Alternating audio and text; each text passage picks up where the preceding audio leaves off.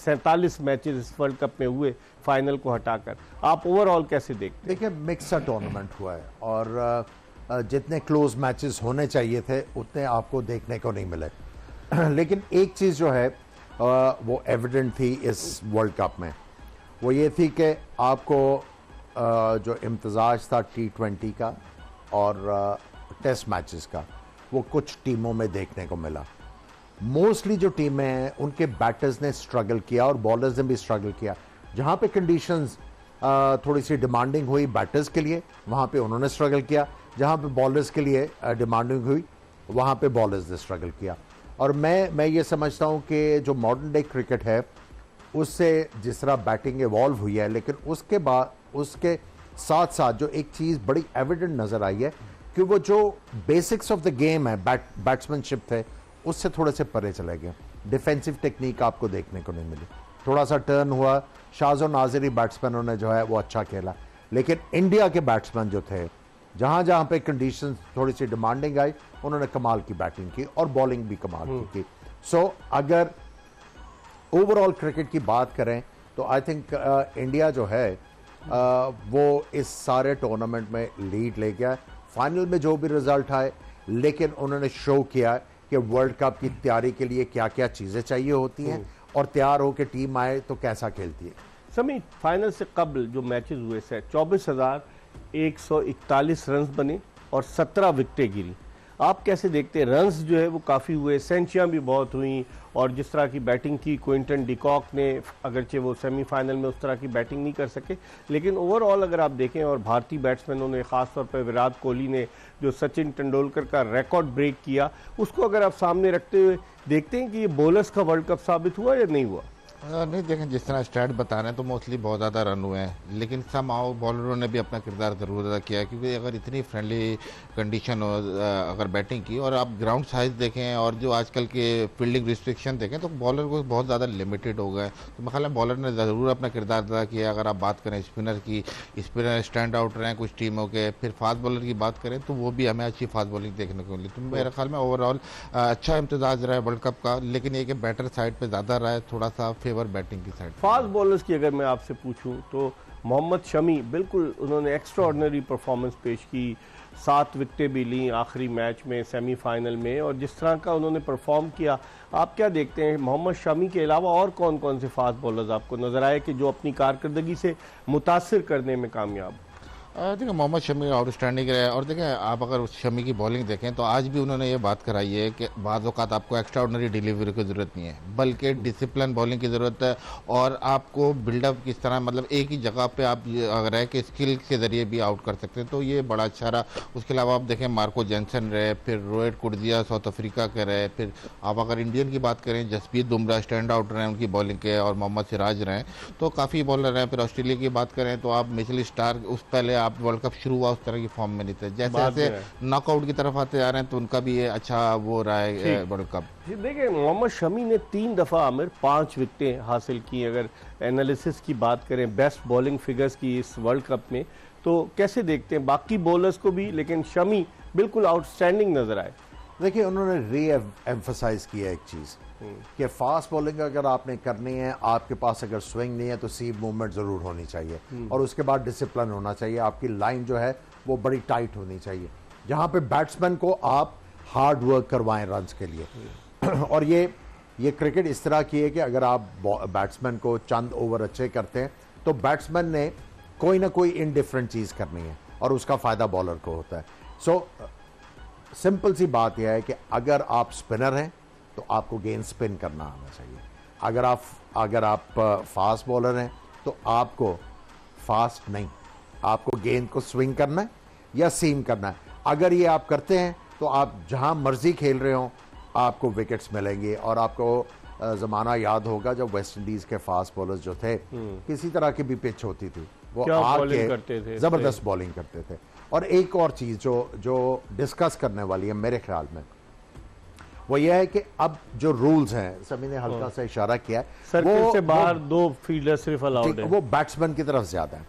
सो अगर आपने bat and ball का जो है वो कॉन्टेस्ट रखना है तो आपको अब ग्राउंड्स बड़े करने पड़ेंगे। छोटे ग्राउंड्स पे बड़ी मुश्किल छोटे है। ग्राउंड्स के ऊपर बहुत बड़ा डिसएडवांटेज है। देखिए आपको कई बॉलर जो है वो खुल के गेंद करते हुए नजर नहीं आए, वो डरे डरे बॉल करते रहे।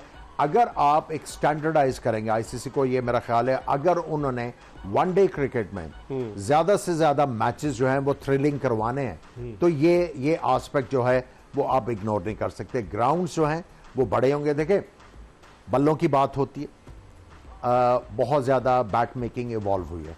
अब जो बैट हैं आप इस तरह करते हो तो बहुत लंबा छक्का जाता है और बड़ी तेजी से गेंद जो है वो ट्रेवल करता है, और उसमें एडवांटेज जो है वो अब बैट्समैन को, गेंद उसी तरह, लेकिन जो बल्ले हैं वो अब बहुत ज्यादा इंप्रूव हो गए। सो उसको मद्देनजर रखते हुए अब आईसीसी को जो चीज करने की जरूरत है, मैं दोबारा से इसको एम्फसाइज कर रहा हूं कि अब आपने ग्राउंड जो हैं वो स्टैंडर्डाइज करने हैं, ताकि मैचेस और जो है वो तगड़े हों और कॉन्टेस्ट जो है वो बड़ा हो, और लोग जो हैं, ठीक है, T20 में चौके छक्के एंजॉय करें और ये एब्जॉर्बिंग क्रिकेट जो है इसको एंजॉय करें। लेकिन एक वक्त था कि डेनिस लिली वो उसका बैट लेकर आ गए थे, आपको याद? एल्यूमिनियम का, तो उस पर अंपायर ने इतराज किया। देखिए अब वो तो एक तो बहुत ही डिफरेंट चीज होगी ना।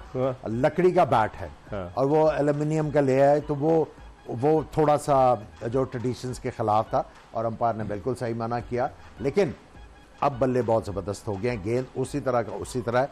सो अब आपको ग्राउंड्स बड़े करने हैं ताकि कॉन्टेस्ट बैट और बॉल का दोबारा से बहाल हो। तो इसमें एडवांटेज बैट्समैन को आप कह रहे हैं इस तरह? बिल्कुल है, और बॉलर्स को डिसएडवांटेज है। अगर आप 3 पावर प्लेज हैं, अगर आप इनको सामने रखें, फील्ड रिस्ट्रिक्शंस को सामने रखें, ग्राउंडे भी छोटी हों, तो फिर बॉलर को तो आप खुलने की इजाजत ही नहीं दे रहे। फिर तो आप जो है एक्स्ट्रा ऑर्डिनरी और बड़ी अच्छी फॉर्म में बॉलर हैं, जिस तरह मधुशंकर है, शमीर है, जाम्पा ने अच्छी बॉलिंग की, कुटसे ने अच्छी बॉलिंग की, और बुमराह भी हैं और भी काफ़ी हैं। सो आपको ओवरऑल जो है ये इस वर्ल्ड कप से जो चीज़ लेके जानी है अगला वर्ल्ड कप इंटरेस्टिंग करने के लिए, I think size of the grounds is going to be very important. Sami, Mohammad Shami ने सिर्फ 6 मैच खेले, हालांकि भारतीय टीम 10 मैच खेली, लेकिन उनको 4 मैचेस में नहीं खिलाया गया। 6 मैचेस में 23 विकेटें, टॉप विकेट टेकर, और अब उनके लिए भी मौका है विकेटों की तादाद को फाइनल में बढ़ाएं। और एडम जंपा, जिन्होंने सेमीफाइनल में कोई विकेट नहीं ली साउथ अफ्रीका के खिलाफ, वो उनके लिए भी मौका है, उनकी 22 विकेटें। फिर मधुशंका बदकिस्मत रहे कि उनकी टीम आगे नहीं आ सकी। उसके अलावा आप देखें कोइटजी ने भी बड़ी अच्छी बॉलिंग की सेमीफाइनल में, उनकी 20 विकेटें, और फिर उसके बाद जसप्रीत बुमराह। तो इस बॉलर्स की जो टॉप बॉलर्स हैं, इनकी लिस्ट को देखते हुए आप क्या समझते हैं? इससे सिर्फ स्पिनर जो है वो सिर्फ एक ही नज़र आ रहा है, क्या वजह है?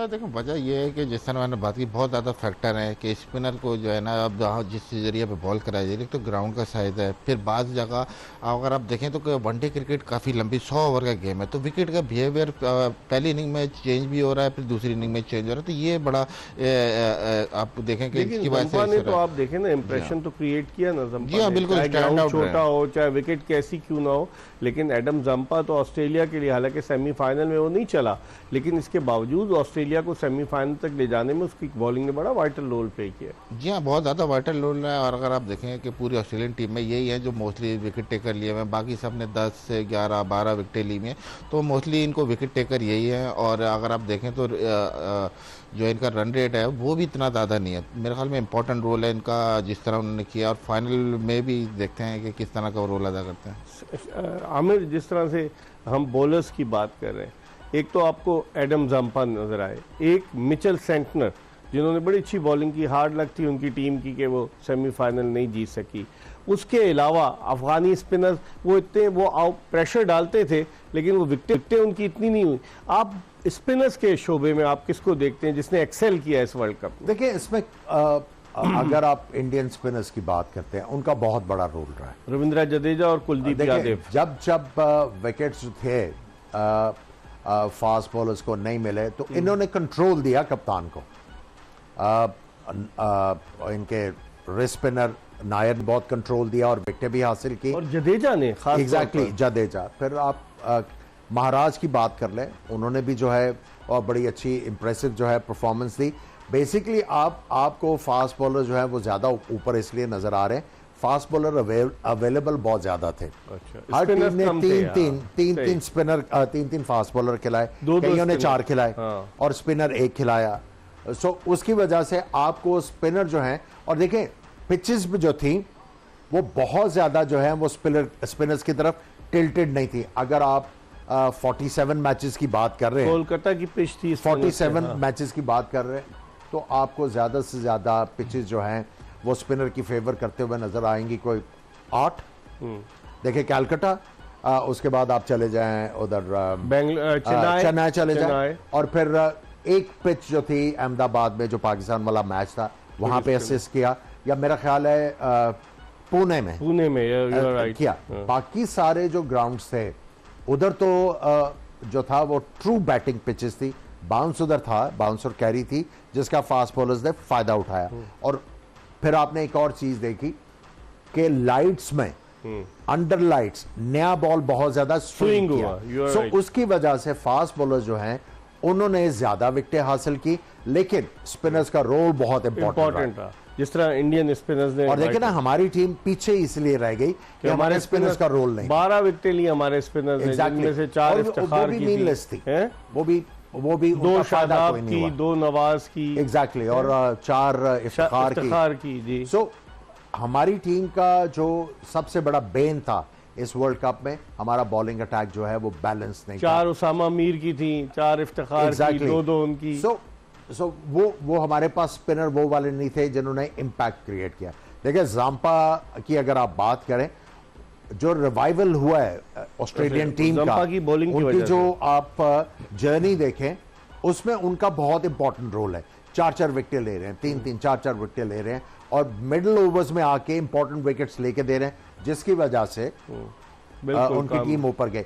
और देखिए सेमीफाइनल में जिस तरह फास्ट बॉलर्स ने बॉलिंग की, कहीं ना कहीं उनको ये कॉन्फिडेंस होगा कि यार हमारे पास जाम्पा तो है, वो आके मिडिल में हमें आउट करके देगा। सो ओवरऑल जो यूनिट था जिन टीमों का बैलेंस, उन्होंने अच्छा किया।